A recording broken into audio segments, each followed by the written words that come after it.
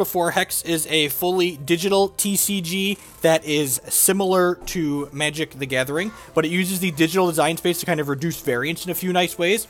The first great example is this resource here. This Sapphire Ice is called has a mechanic called Fate Weave. So when I play this resource out, I get to make a decision. I get to choose to stack my deck, basically. I can either put a guaranteed resource or a guaranteed non-resource on top of my deck. I think I want the guaranteed resource because I'm playing kind of a more mid-range controlling deck, and I like to guaranteed hit my first 4 to 5 resources on time.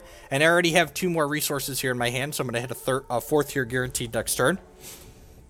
Another way that Hex uses the digital design space to reduce variance is that the opening hands in Hex are generated using a non-pure random algorithm. So basically what Hex does is they use a modified hypergeometric distribution to reduce the amount of non-games that happen. So basically it removes the bottom 10% of resource light hands and the 5% most resource dense hands. So basically everyone mulligans less than Hex compared to Magic because there's less purely unkeepable hands. What are my thoughts on the game Eternal? The gameplay in Eternal seems very reasonable. The CCG model, as it is with every game, is a giant cash grab, and I find it really frustrating as a player that I can't just, like, fill a shopping cart at a website and then buy the deck that I want to play. I have to, like, play this game within a game to either grind or, like, spend an obnoxious amount of money to, like, buy a bunch of booster packs and then grind the cards down and then build them back up.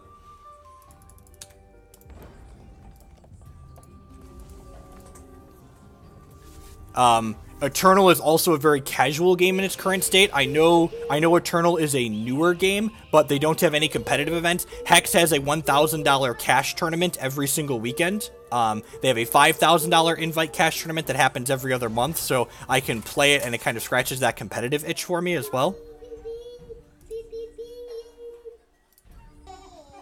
Potato Donut with the 7-month resubscription. Thank you and welcome back. It is Hexy time indeed. So as someone who, like, if you're looking for a more casual game, Eternal also has more of a focus on fast games. How does that work? Well, you play the tournament from your house, you enter it in the client, and then if you place in the top placings in the tournament, they give you money afterwards. How expensive is Hex compared to Magic? Everything is cheaper than Magic.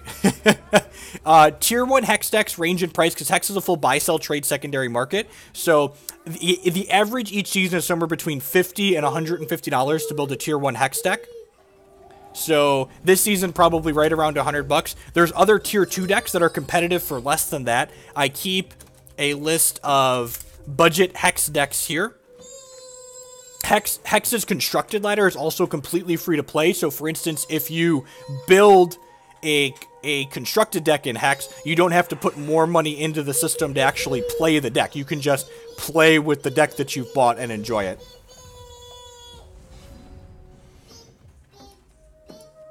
How much is the deck that I am playing now? I believe this deck is about $120 to build outright. And there are small things, like you can make, like, so 4 of the cards that I'm playing are called Transmogrifade, and it's this card. I actually played it on this card earlier. What it does is it takes one of my opponent's cards and turns it into a slightly worse troop. It makes it a random card that costs 1 less, and that card costs about $8 or $9 each. So, like, you could shave a large portion of the cost of this deck off right off the top by, you know, swapping those out for something else. I'm getting into Hex laddering. What do you think is the best deck if my goal is to learn the game and improve? Thanks for all the instructive content.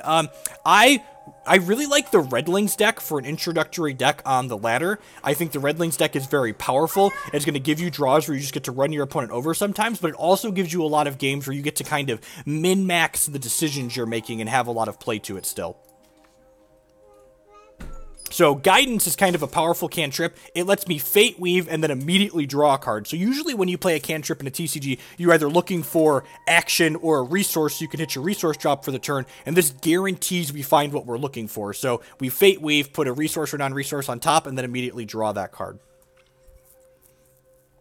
Hex does not have powerful tutors in their game. So tutors are kind of one of those things that kind of tend to break design space a lot. If you look at cards that are banned in Magic, historically speaking, a lot of them are tutors. And I would honestly be pretty surprised if Hex ever had powerful tutors in their deck.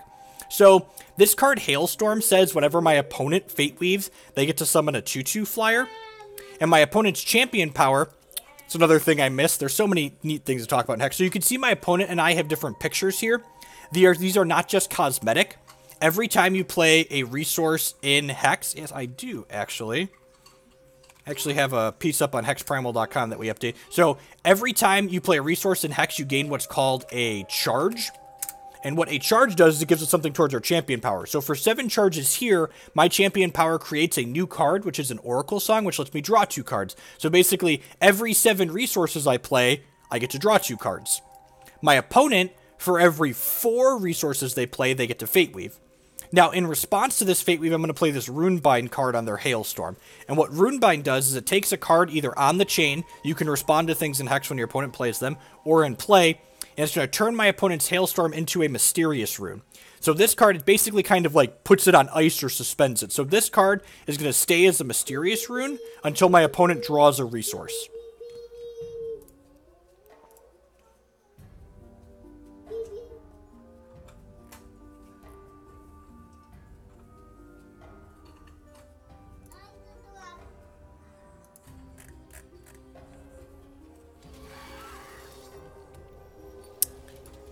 Some of the cards that have rotated into Immortal almost certainly lost some value, but most of the other cards are still hold their value. Like, just like everything, things lose value when they rotate out of Standard.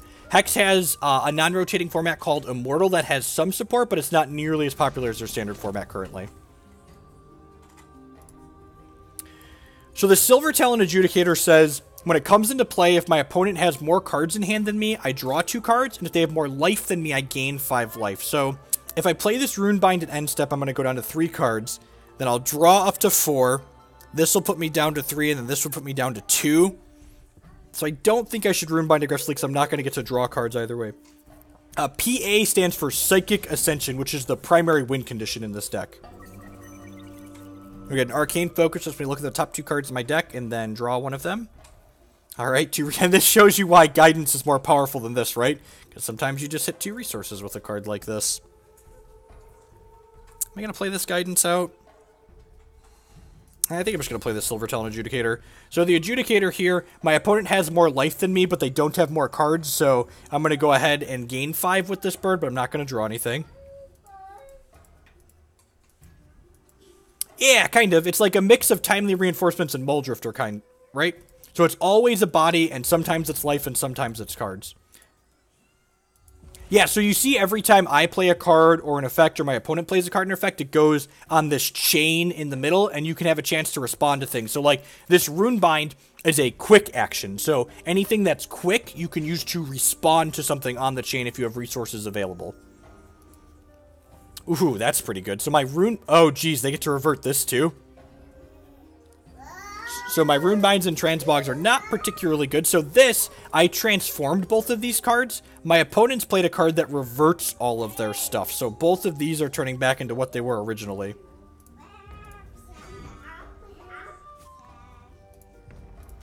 I'm going to go ahead and trade here with the Wise Magistrate. That's good for us. Our deck, this card, every time we play a card, it makes all the other cards in our hand cost 2 more. So that's like, we're happy to get that off the table.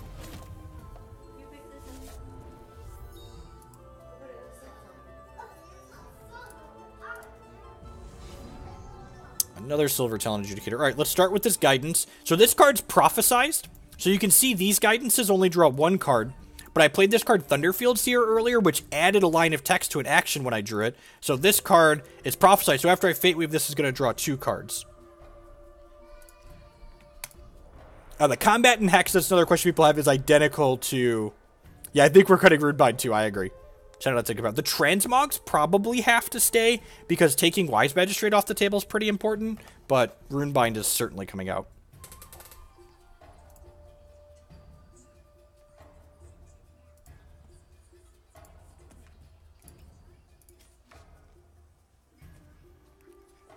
Alright, so Light the Votives is pretty good. So what Light the Votives does is the first time I play one of these, it makes one 1/1 candle, and then it puts itself back into our deck, and the next time we draw a Light the Votives, it's going to make 2 candles.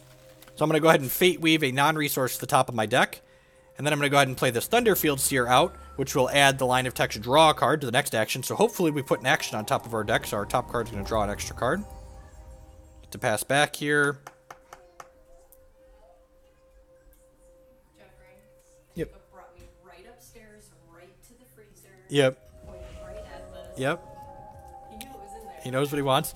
So, Hex's standard rotation, you could actually, a website called hexsets.com has it written down there, but basically how Hex standard rotation works is every even set, the 2 oldest sets rotate. So when set 8 comes out, sets 3 and 4 will rotate. The only cards I would recommend, so people ask me, like, minimize impact from rotation, the 2 cards that are expensive from sets 3 and 4 that'll rotate when set 8 comes out in about 4 months is Transmogrifade and Runebind Hierophant are the 2 expensive cards that will be rotating. Huh. I think I'm just going to Runebind this. Just to, like, keep damage off of myself and then chump block their 4/4 on the ground.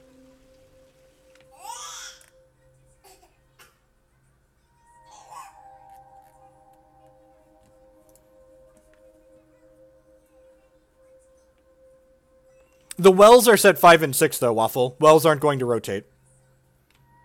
So, wells are going to be legal for over a year. Come on, you run a site that sells Hex cards. You should know what sets those cards are from.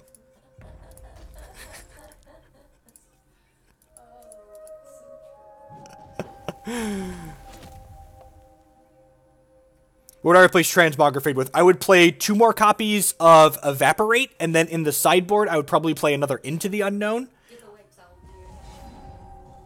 So here's our win condition. So Psychic Ascension, how much damage is on board? 1, 2, 3, 4, 5, 6, 7, 8. Okay, so I'm going to go ahead and Psychic Ascend. And what Psychic Ascend does is it changes my champion into a new champion. And now my champion power for 1 charge makes a random action. It made another Psychic Ascension. Well, that's bad. And now every time we play any action, the ones we generate or the ones we draw, we will get a random troop. So basically, we're playing a game of Momir Vig, and our opponent's still just, like, trying to do some good, honest hexing over here. We're playing a game of what? Momir Vig. It's a modified mode on Magic Online.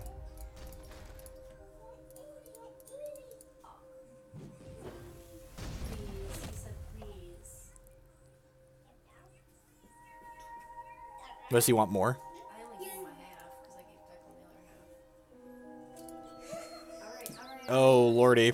So this card brings back one of my opponent's troops from their discard pile every turn. We might actually get run down by this hailstorm if we don't hit a powerful action here. Alright, so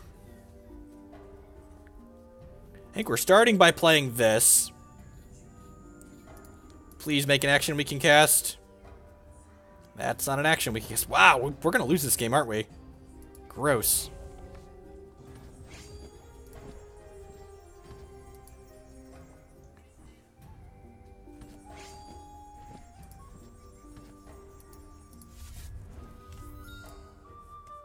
Usually when we PA, we're pretty good, but our opponent's gone super wide with this hailstorm, so they get to activate their champ power again here.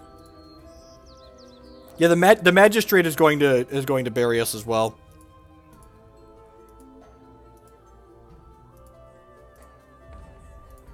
Do I have Dread-Ins in the board of this deck? I forget. Are we actually dead on this attack? We might be dead on this attack. I block here and take 4, 5, 6, 7, 8, 9, 10, 11, 12, 13. Yeah, we're actually just dead on this attack. Gross.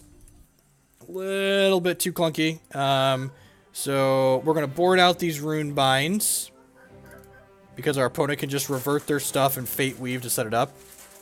Oh, this is a Darkheart Clash matchup for sure. Alright, yep. Let's bring in... Okay, let's trim...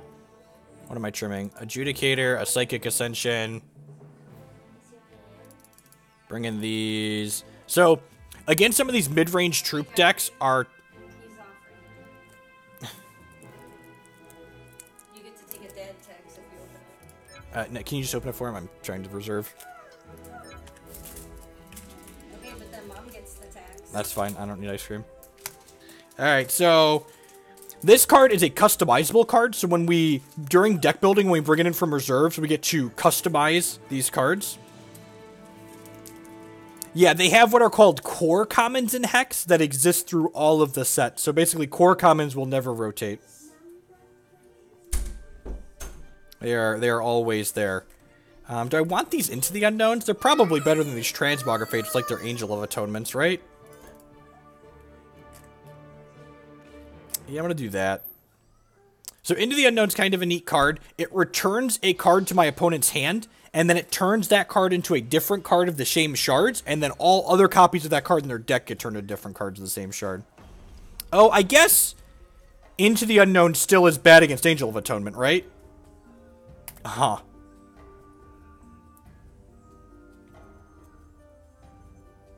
Okay, so Into the Unknown's probably still bad. It should probably just be Transmogrifade because it's cheaper in terms of resource cost.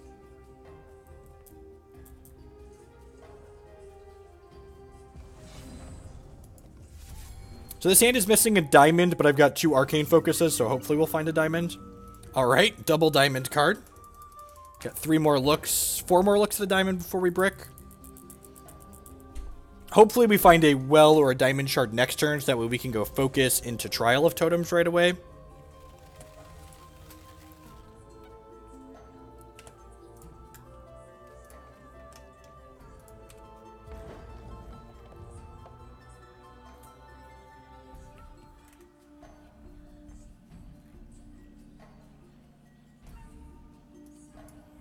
Oh, yeah, we have the Miracle Gem in the Dark Hearts because the Cost Reduction Gem is in the Trial of Totems.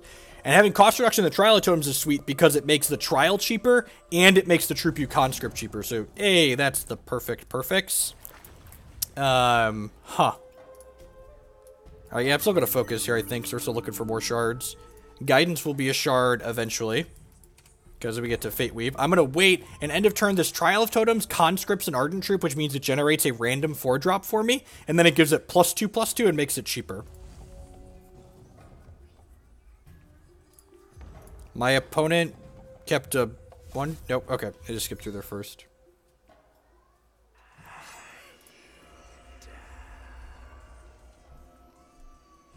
I get a 4-cost troop generated. That's going to be bigger and down to a 3-cost.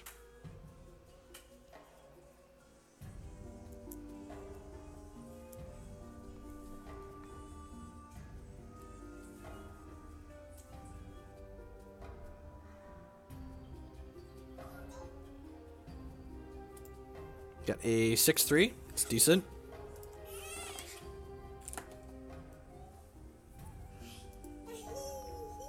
It is similar to Sleight of Hand, only instead of taking the card that it generates and putting it on the bottom of our deck, it inserts it randomly back into the deck.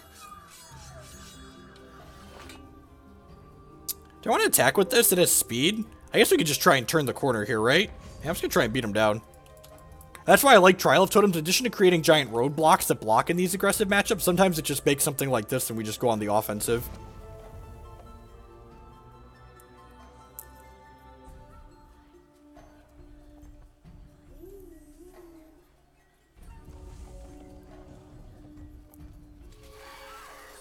Yeah, there's some variance there, Pupsky Fritz, but, like, you can kind of know on average, like, this Trial of Totems cards. Like, the average card that this creates is about a 3/3. A random 4-drop has about 3 points of power and 3 points of defense, so I know I'm probably getting a 5/5 on average with this for 4 resources I spread out over 2 turns.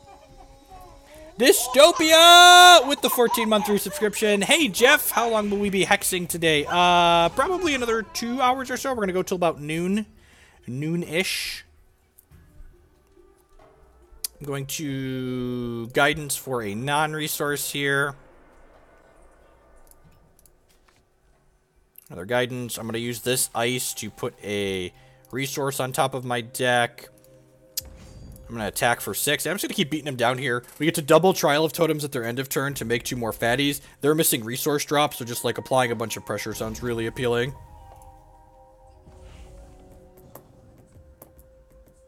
Oh, it's 11 a.m. Yeah, probably a little over an hour or so.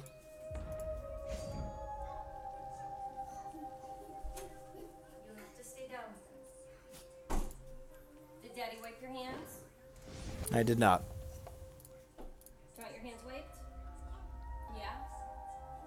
Whoa, I'm sorry, bud. Oh no, we're out of wipes.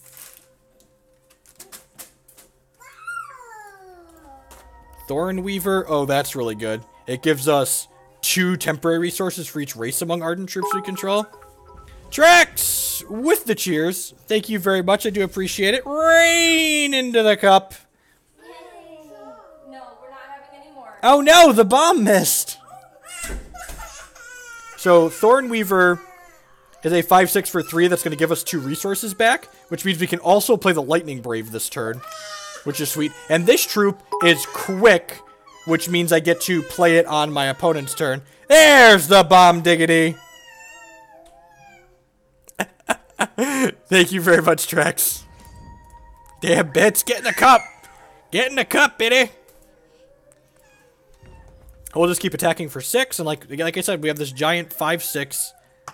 Yeah, that's fine. I'll trade for both your guys.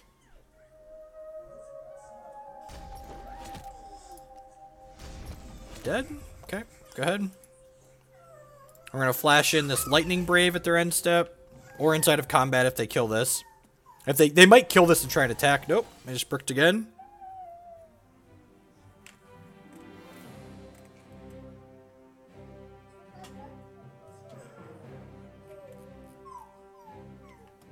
Alright, so Into the Unknown is actually less good than I thought it was. So we're going to bring a couple of Transmogrifades back in just for the sake of efficiency. Bring a third Transmogrifade in on the draw, just good at keeping them down.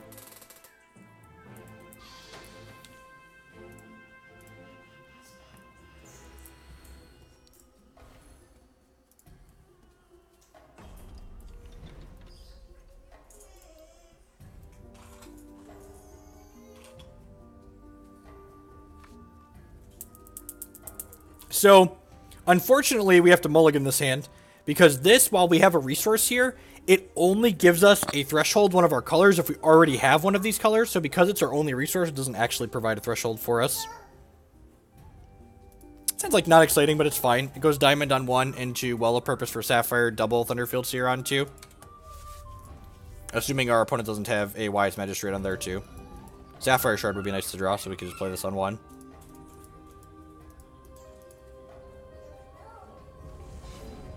Ding. Boom, boom, boom, boom. Dun, dun, dun, dun, dun, dun, dun, dun, dun, dun, dun. Means we get to cast Heart's Whisper on 3 too. So this card lets us Fate Weave and then draw 2 cards. So really powerful again. Generates some card advantage and guarantees a resource drop for us.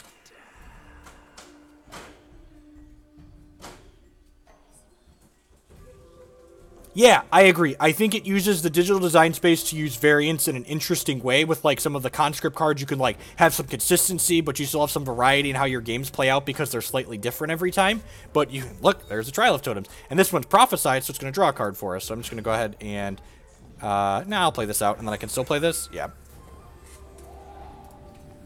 Uses the interesting, like, the lack of resources in the deck in Hearthstone I find kind of frustrating. Like, having resources in your deck is an interesting deck building restriction that leads to interesting gameplay, in my opinion.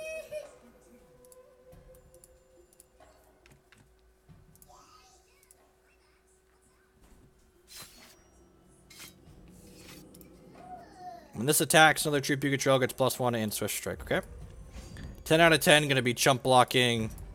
Our 4-power guy here. Let's go ahead and Trial of Totems.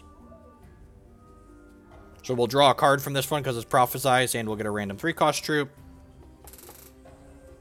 These guys are great. They're like 1/1s for 1 that draw a card.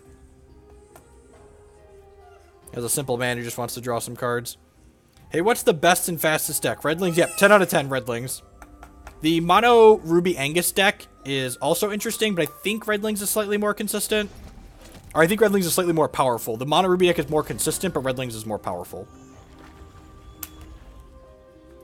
We actually conscripted a Silver Talon Adjudicator here, so we actually don't want to play this because we don't have less life than our opponent or less cards in hand. So I'm going to go ahead and Guidance for a non-resource here.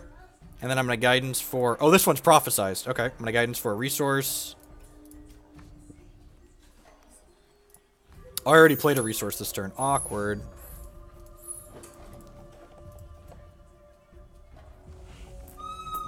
So Evaporate is actually really good with Silver Talon Adjudicator because Evaporate returns, it's an unsummon basically, it returns a card to my opponent's hand. So that means they're going to be +1 card and I'm going to be -1 card, so we're more likely to draw cards with our Silver Talon Adjudicator.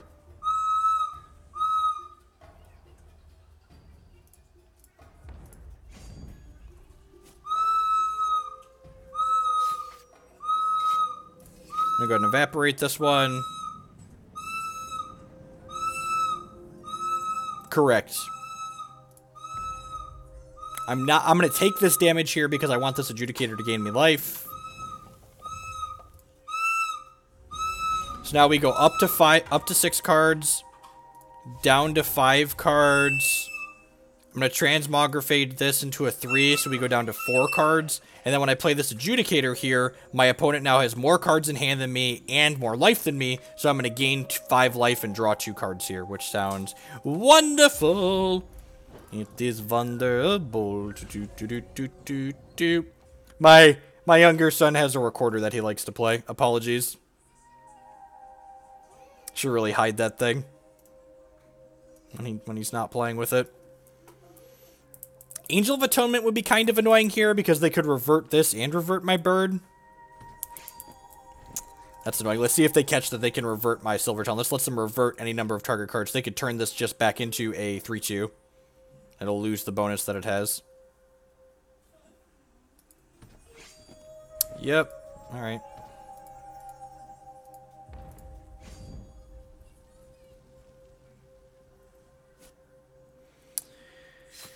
Oh, right. This gives it Swift Strike, too. That's annoying. Yeah, I guess I'm just taking this hit for now.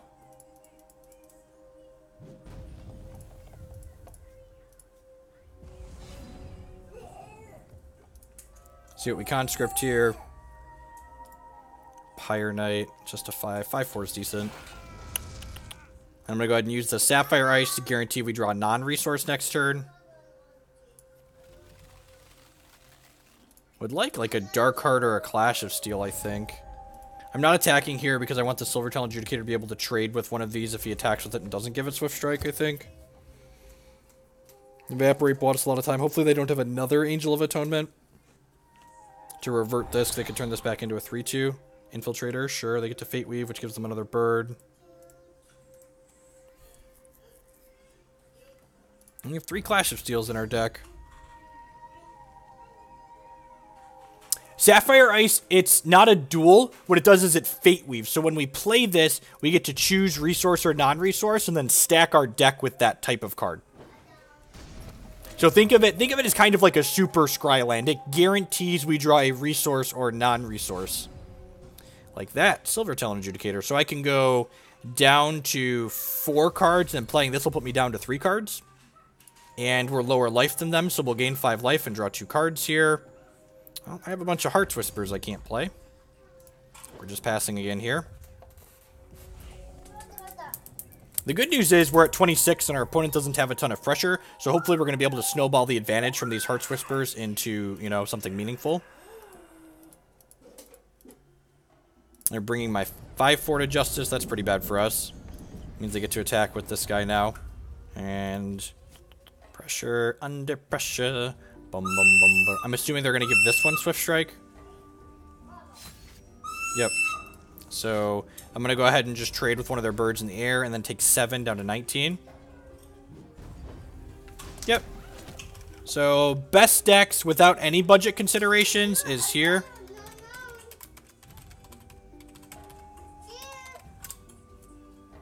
And then this is a budget deck list. These are decks that are competitive but have some budget considerations in them. Alright, yep, let's start with Light the Votives here, make a 1/1. And let's go ahead and play Heart's Whisper. We're guaranteed to draw 1 non-resource with this. We hit another Light the Votives here, so I'm going to play that one out, and this one makes 2 guys, so this is, we haven't gotten to go off with Votives yet, which is fun, so we're going to put a non-resource on top of my deck with this one. And all of these Heart's Whispers are really clunking up here. Hopefully we can draw into relevant action before we get beat down here. That's terrifying. So this gives all of their exhausted troops +2 power. So basically all of their attacking troops get +2 power. And this is probably going here. I think I just have to spread these out as chump blockers at this point.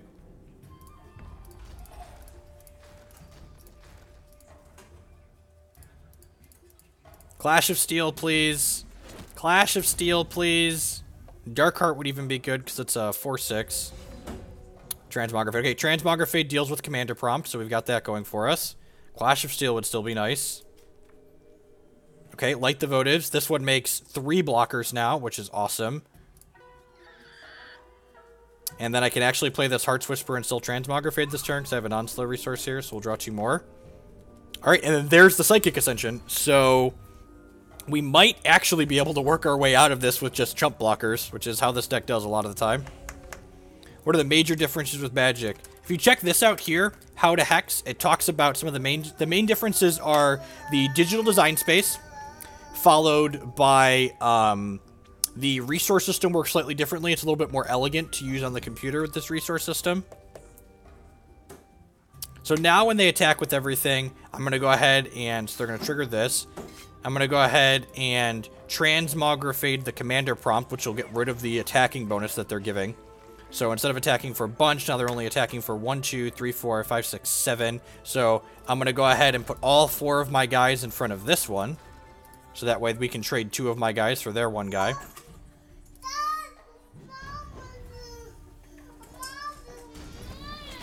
So I'm down to 8.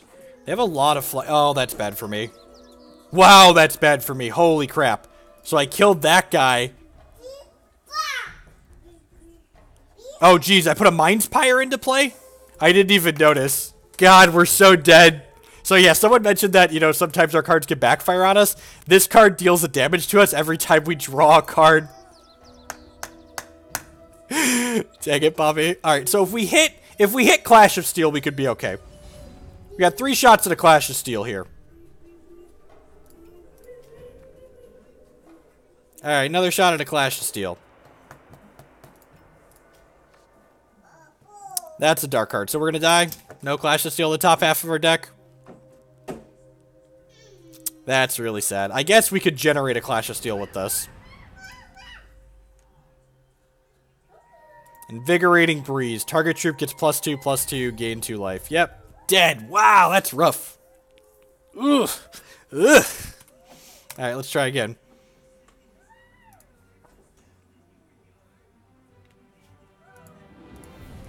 Alright, let's queue back in. Had 1 more chance to Clash to use the hero power, that's fair. Yeah, we did flood a little bit there at the end. We just needed like 1 clash in our top, what, 30 cards? We were 20 or 29 cards into our deck there. And we technically seen more than 29 cards because we shuffled that Light the Votives back in a couple times too, so that was upping our deck count.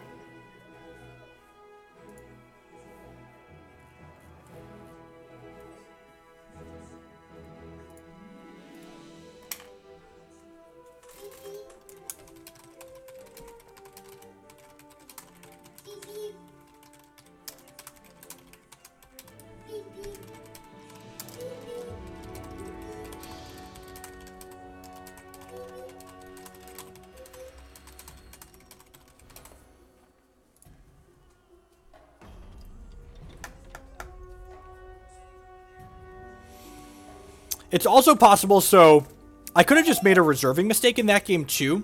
My opponent, I drew all my Heart's Whispers that game, and I had boarded out a Cosmic Calling and left in all 4 Heart's Whispers, so maybe in the matches where I know I really need to draw Clash of Steel, I should leave all of my Cosmic Callings in so I can dig to them more consistently.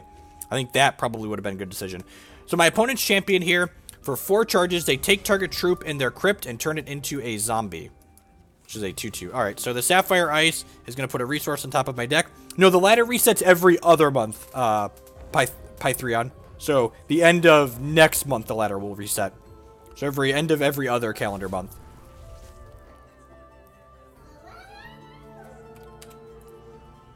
Huh, interesting. So, this card, when a unique troop enters play under their control, add an epic counter to this. Their unique troops get +1/+1. Interesting. And this is whenever they draw a Prophesize card, they double it. Alright, I'm going to play that, and then I'm going to put a resource on top of my deck.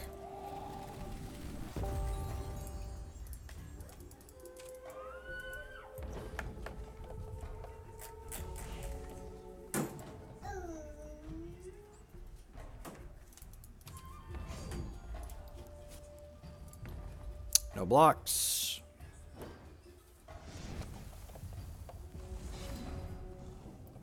Start with Arcane Focus here. Would love a Trial of Totems that draws a card.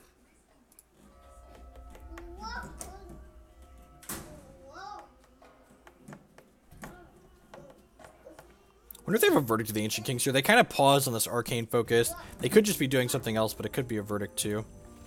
Alright, we still haven't hit a resource, so the Sapphire Ice guarantees that we hit a resource next turn. Again, kind of like a Super Scry land. We got a Ghost Walker, so this is a 4/6 to put target troop from your crypt into your deck. Alright, so that's not going to be relevant, just a 4/6 for 3. Sign me up.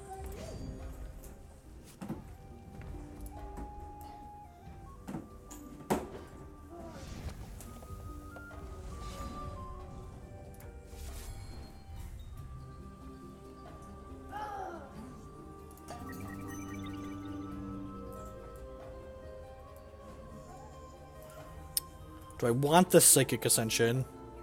I think it's too early for the Psychic Ascension. I'm gonna grab a Light the Votives for now. So the Psychic Ascension starts off costing 15, and then every time we play an action, it gets cheaper and cheaper and cheaper and cheaper.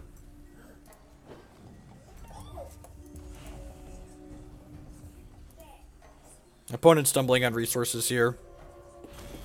Packs it in, because we played a 4/6. Transmogrifade seems good.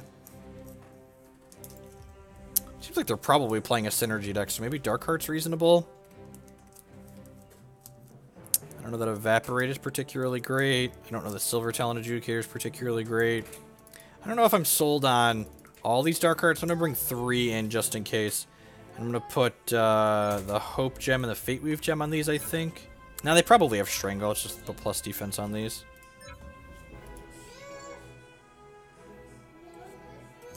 You think Into the Unknown is better?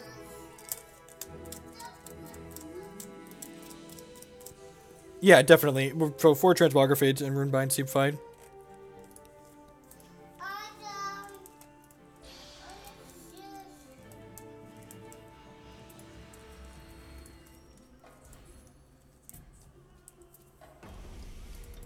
But it doesn't does it revert it?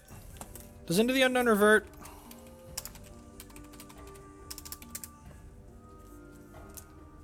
Target card. No, it doesn't revert it, so it's going to keep whatever prophecy shenanigans they set up on it. Sand just doesn't do anything. I'm going to replace it, and we want to start playing cards earlier. Sand needs a diamond. Sand's probably kind of poopy. I guess if we hit a diamond, we'll be in a good spot, and we get to Fate Weave with this. So I'll do this and put a resource on top. Transmogrifade reverts, though, so Transmogrifade will stop his thing from coming back and doing it again. Yep, there's Tizozo. Hopefully I don't just get beat down by this. This attacks for... Every time this attacks, it has Rage 2, so it gets +2 power permanently. And then Death Cry, so when it dies, it goes back into their deck and gains line of text to destroy target opposing troop when you play it out. Alright, I think I'm just doing this, and I'm going to double trial this turn, so that way I can determine which of the 2/3 drops is better.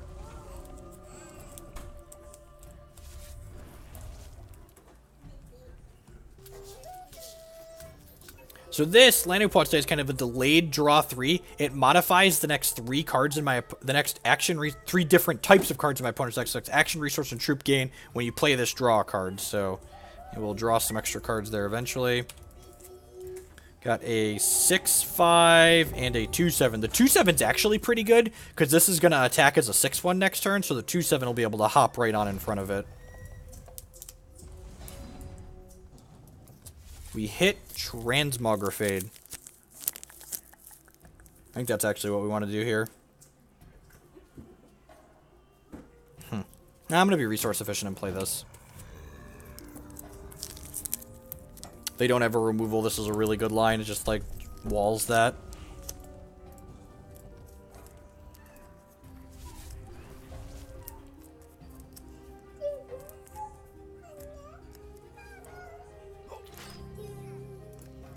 Okay, yep, I had removal. So next turn we'll probably commit to Transmogrifading. We don't want to take 8. This card closes really fast. Focus first, see what we find. Runebind sounds great. I'm gonna go ahead and use the Sapphire Ice to put another resource on top of my deck, so we'll have 5 next turn guaranteed. I'm gonna go ahead and Transmogrifade this now before they ready and have more resources. Look at that, turned it into a cute little Roid bot. Enjoy your 1/1.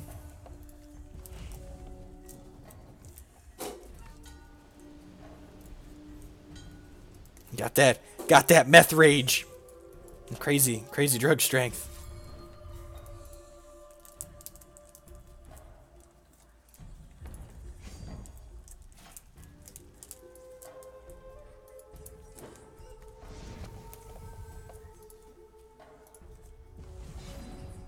We got another slow resource. So I'm gonna play this, and I'm actually going to Cosmic Calling before I play my Shard, because I don't want to clear away with Cosmic Calling whatever I'm getting. Silver Talon Adjudicator, sign me up. And now we can guarantee a resource on top of my deck here, I think, because if we hit 2 more resources on curve, we're going to activate my champion power and draw some extra cards. Our opponent's champion power for 4 charges turns a troop in their crypt into a zombie and then returns it to their hand. Rizix, that's kind of scary. 4/4 unblockable, it closes the game pretty quick. I guess we have Dark Heart, so I'm not too worried about it.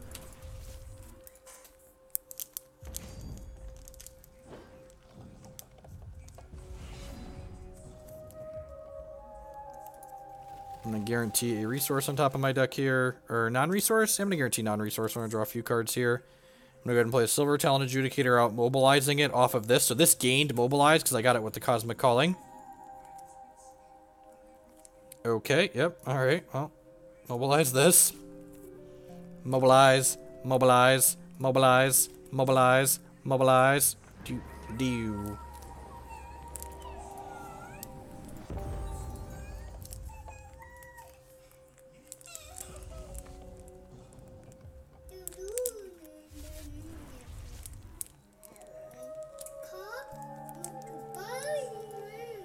So, my Fox says that, when we hit 7 resources, we create an Oracle Song, which lets us draw 2 cards. Basically allows us to gas back up in the mid-game. The next unique troop in your deck, when you play this, take an extra turn. Okay. And this card says when they draw a prophesized card, they get to copy it. So we're probably going to want to take this off the table. We're going to take a hit from this.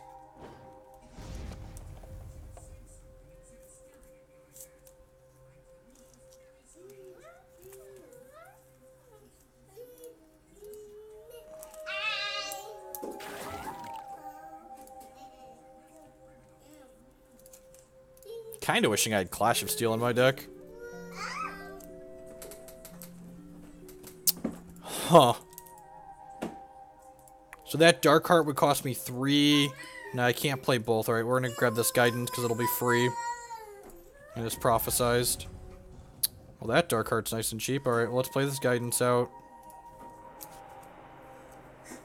Grab a resource here, I think. Ended up hitting 2 resources. Stack a non-resource on top of my deck. I'm gonna go ahead and play this Dark Heart out. Yeah, right, if we would have grabbed that other Dark Heart, we'd have had 2 here. I'm gonna go ahead and Runebind the Starcaller Ancient here, so that way if they draw the Prophesized Troop next turn, they don't get to keep it. I'm just gonna pass the turn here, I think. Now, I should probably start killing them, right? Yeah, let's start killing them, actually. I should have attacked first before playing this Dark Heart. That was a sequencing mistake on my part, because they're less likely to chump block now that they know the Dark Heart's in play. Because they're going to have to sacrifice a non-socketed card here. Yeah, I think if I attack first there, they probably chump the 1/1 into the 6/5. And end up being happy with that decision. Crap. So they drew a resource. So now if they have something that lets them draw extra cards here, they could draw into their unique troop. That's really bad for us. So all of our cards are soul cursed now. Oh, fuck me. Good lord, we just got dismantled. Holy crap, my board. I liked my board. Yep.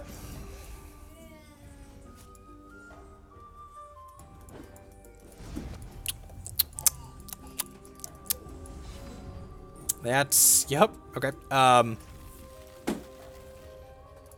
Hex is like every digital card, every card game, actually every digital card game that's reasonable half past zero, you choose to pay with your time or your money. So you can put money into the game and then have all of the cards that you want to play by spending money on them, or you could grind the free-to-play portion and spend your time getting those cards. You're not wrong. We are not running the hottest. I think I'm obligated to Runebind this. I think we're dead either way if they hit their thing, right? I think we just have to hope they don't hit their unique troop for a little while. If they hit their take an extra turn troop. Alright, another Tail of Destiny. Okay, yep. Now we're definitely losing to the take 2 turns extra troop. Tradesies. We have a draw 2 lined up. I think we're going to do our draw 2 first here.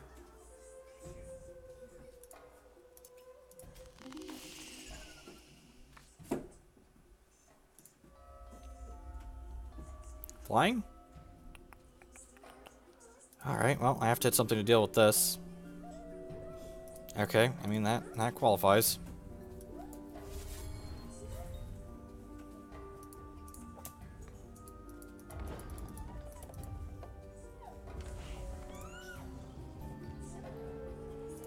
Okay.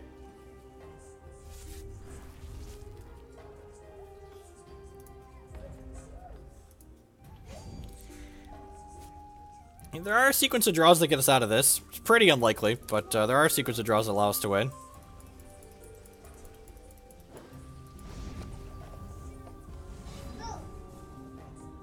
That is not one of them. Alright. We won the first game, though, so we're going on to 3 here. Do I want Clash of Steel? Is Clash Darkheart the life I want to live? Love you.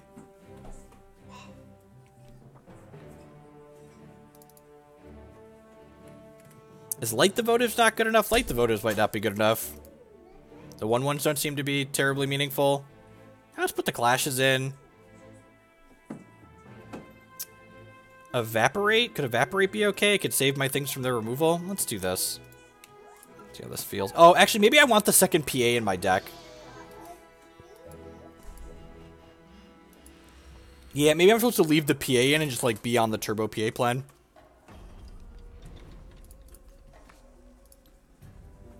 Again, this well doesn't make a resource or a threshold, so have to mulligan that. It's a little clunky, but it's fine. Diamond on 1, grab a non-resource. We want to hit our first 4 guaranteed, but like this can find us our 4th depending on what we hit here.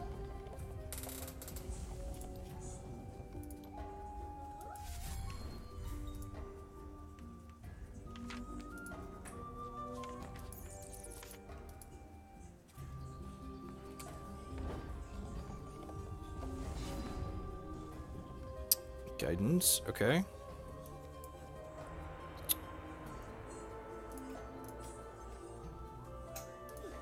Trial of Totems, sweet. Oh, huh. Nah. I guess I could have played this and then done this.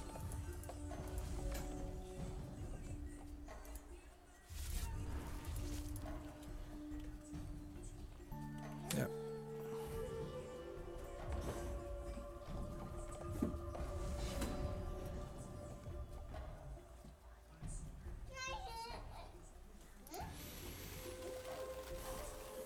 Yeah, I'm just going to guarantee 5 resources in 5 turns here, so that way I can make this Darkheart do stuff. So here's an interesting question. If they play Lanopause Sight this turn, is it better to Runebind the Starcaller or Runebind the Sight? I think I just want to Runebind this, honestly. And then hopefully we can get Darkheart online before they re-trigger this. Got a 6/5 for 3. Sign me up. So this stays off to the side till they have a resource at their hand. And put the Sapphire Ice, and this time I'm going to choose a non-resource here. We've got 5 on curve for the Dark Heart, so I think that's fine.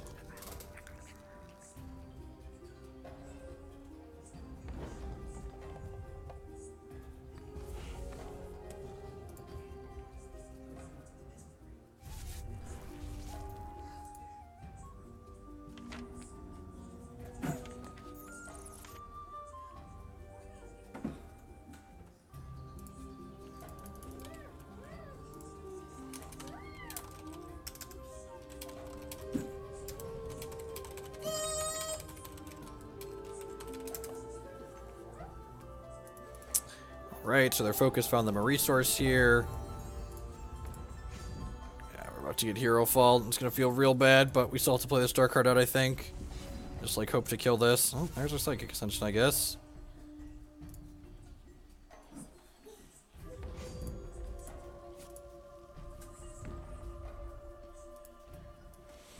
Alright, no removal, please.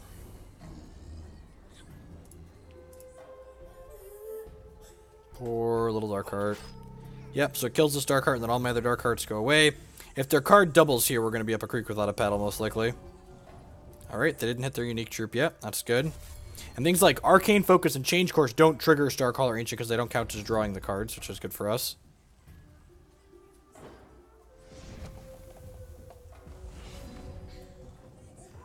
Right, let's play this. And I'm going to Cosmic Calling, looking for a Transmogrifade. Again, just looking to kill this before... Okay, well, let's grab the Prophesized one. And then, I think for the sake of resource efficiency, I'd rather save a resource here than attack for 6, which might be wrong. I'm going to take Focus. Again, we're just looking for an answer to this thing. Sweet, we found one. Let's focus again here. I'll take a Seer at this point. So, Transmogrifade this, turn it into a random 1-drop. And again, we just played a bunch of actions there. So, like, Psychic Ascension just got really cheap. So, like, that's what this deck's goal is. Like, make their Psychic Ascension really cheap and then play the Psychic Ascension quickly. Well, now I'm really glad we used that to mobilize instead of attacking. What does this do? When a constant enters play under your control, stun a random opposing troop. They probably don't have more constants, so that's probably just, their next thing's gonna take 2 extra turns, sure.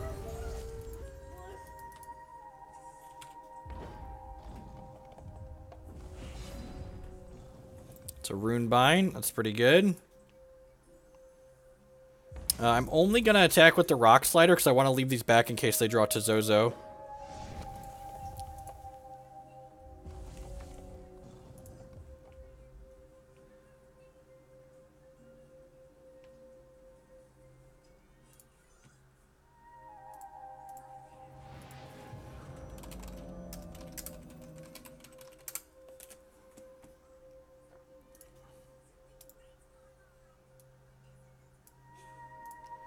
So they get to take 2 additional turns now. I think I'm just going to Runebind this, actually. So that way it just can't attack and they don't get to Fate Weave. This also reverts it when they replay it, so that means... Or reverts it when it happens, so that means they get to replay this, but they don't take 2 extra turns now, which is good for us. So they took a couple of extra turns here, but it really doesn't matter. The turns are when you play this card. When you play this, take an additional turn. Yeah, the turns are an on-play trigger.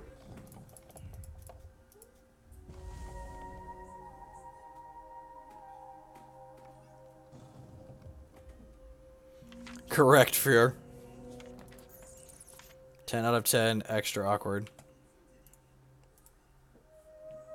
I don't really care about this card at this point, so it lets us both Fate Weave every single turn, so I think I'm going to hold this Transmogrifade for something scarier, like a Rizzix that I can't block. So I'm just going to take my lick for 4 here, down to 17. I see that I have a male.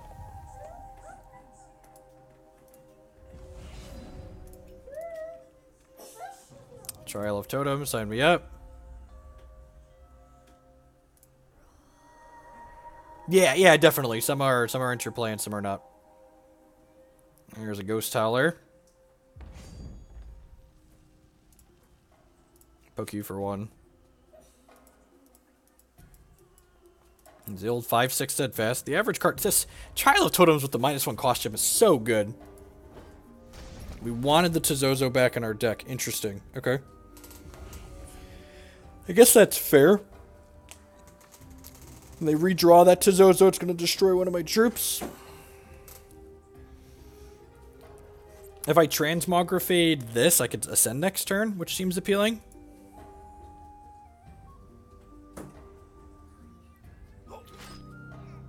Or Hero Fallen Madork, sure.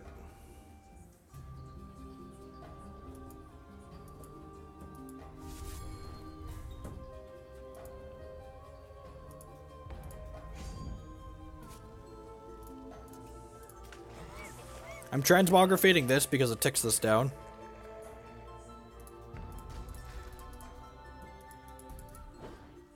Next turn we'll ascend. We haven't seen any interrupts out of them yet, so hopefully this just resolves. Ding. Just put a non-resource on top of my deck. Incubation webs will be okay at some point. It makes an opposing troop exhaust every single turn and then puts a spider egg in their deck every turn, so when they play something else, this will lock it down in addition to making a troop from our Psychic Ascension.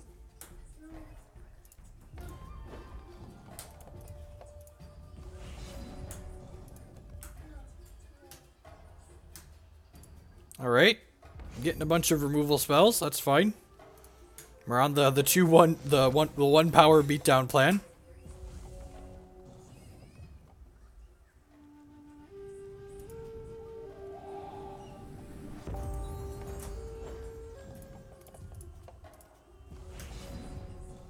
Can I get an action that I want to cast, please?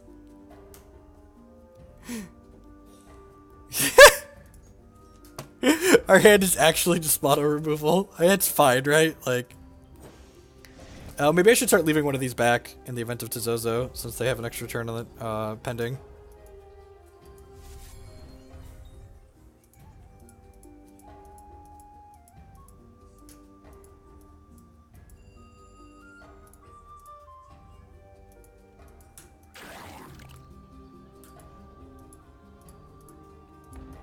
I could clash and keep just the random 3-drop, you're not wrong.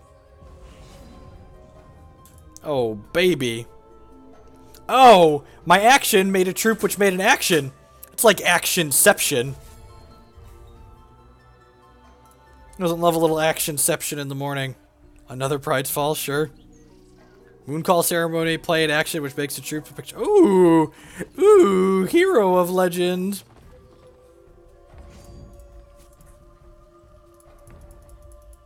This is the Psychic Ascension of Psychic Destiny. Do, do, do, do, do, do, do, do, do, do, do.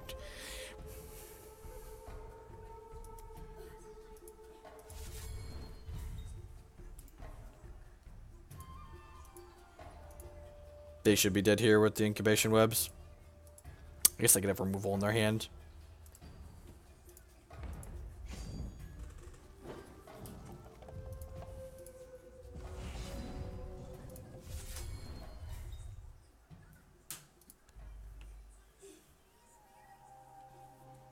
Yeah.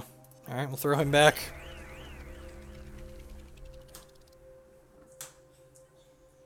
Now they need 2 removal to survive.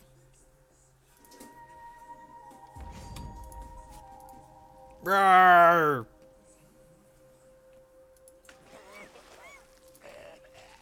Okay, there's 1 removal. Do you have a second? Oh, baby, we have a game. I'm gonna Pride's Fall this in response. To make a 2-drop. Alright, they're going to 1. They're probably still dead here.